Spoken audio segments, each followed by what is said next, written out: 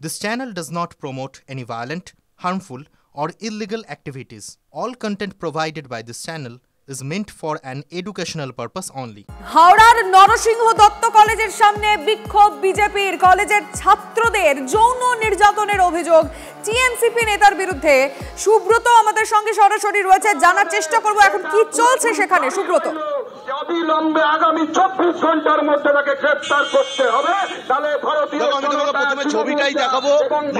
এই যে নরসিংহ দত্ত কলেজ, যে কলেজের টিএমসিপি নেতা সৌভিক রায়, যার বিরুদ্ধে ছাত্রদের র্যাগিং করার যে অভিযোগ, অর্থাৎ তাদেরকে যৌন নিগ্রহ করা হয়েছে এবং তাদের উপর অত্যাচার করা হয়েছে, এই ঘটনার প্রতিবাদে কিন্তু আজকে হাওড়া সদর বিজেপির পক্ষ থেকে এই নরসিংহ দত্ত কলেজ অভিযান করা হয় এবং এখানে বিজেপি কর্মী সমর্থকরা প্রাথমিকভাবে পুলিশের বাধাপ্রাপ্ত হয়ে কলেজের সামনে দাঁড়িয়ে কিন্তু তারা স্লোগান শাউটিং করতে থাকে এবং এই মুহূর্তে এখানে প্রচুর পরিমাণে বিজেপি কর্মী সমর্থকরা রয়েছে।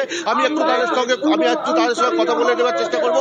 দাদা, এই যে আপনাদের কলেজ অভিযান, কেন কলেজের অভিযান? এই কারণে আজকে পশ্চিমবাংলার বুকে দেখুন, ছাত্ররা পথ দেখাবে, ছাত্ররাই আগামী দিনের নেতা।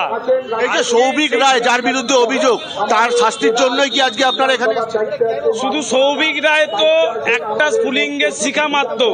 আজকে মনোজিতের মতন গোটা রাজ্যে একটা মডেল তৈরি হয়েছে, শুধু দুষ্কৃতি তৈরি হয়েছে। এখান থেকে পশ্চিমবঙ্গ থেকে মমতা ব্যানার্জি যতদিন পর্যন্ত মুখ্যমন্ত্রী থাকবেন, তার আশীর্বাদ ছাড়া একটাও ডাক্তার, ইঞ্জিনিয়ার, মাস্টার তৈরি হবে না। শুধুমাত্র এখানে দুষ্কৃতি তৈরি হবে। আপনারা কি চাইছেন? কি চাইছেন? আমরা চাই শাস্তি, সৌভিক রায় শাস্তি চাই, আর কি চাই? এত নোংরা অপরাধ করেছে, তাই জন্য। দেখো, আরেকবার সেই ছবিটা দেখাবো। এই মুহূর্তে কলেজের গেটের সামনে বিজেপি কর্মী সমর্থকরা তারা কিন্তু এখানে বিক্ষোভ দেখাচ্ছেন এবং সৌভিক রায়, অভিযুক্ত সৌভিক রায় শাস্তি চাইছেন। আমি আরেকটু কথা বলে নেওয়ার চেষ্টা করবো। দিদি, এই যে আজকে আপনারা কলেজের সামনে এসেছেন, সৌভিক রায় শাস্তি চাইছেন? অবশ্যই। এইভাবে শুধু তো এনডি কলেজে নয়, ভাবুন ল কলেজ, যেখানে আইনের পড়াশোনা হয়, আইনের রক্ষাকর্তা হিসেবে যারা তৈরি হয়, সেই আইনের ছাত্র আইনের কলেজেই, এবং তিনি প্রাক্তন কিভাবে কলেজে ঢোকে, যেখানে কলেজে ছাত্র সংসদের কোনো নির্বাচনই হয় না, অথচ সেই নির্বাচনকে বুড়ো আঙুল দেখিয়ে তারা দিনের পর দিন কলেজে ঢুকছে। 44 বছর বয়স হয়ে গেছে বালুরঘাটে একজন, তারা সেইখানে অস্থায়ী কর্মী হিসেবে চাকরি পাচ্ছে চারিদিকে। এবং এই এনডি কলেজ, ভাবুন, এই কলেজ সায়েন্স পড়ার জন্য জগৎ বিখ্যাত, সায়েন্সের স্ট্রিমের জন্য জগৎ বিখ্যাত। আমি নিজেই কলেজের ছাত্রী। আমরা ভাবতে পারছি না যে একটা ছেলে তার কতটা বিকৃত মনস্ক হলে তবে সে আর একটা ছেলেকে বলছে আপনি যৌনাঙ্গ দেখান। এটা কোনো মানসিকতা লজ্জাজনক ঘটনা, কি বলবেন? খুবই আমাদের দুর্ভাগ্যজনক যে তৃণমূল ছাত্র পরিষদ যেভাবে এই হাওড়া সহ গোটা যে কলেজগুলোতে রংরমা করছে, তার তো একমাত্র উৎস ভাইপো।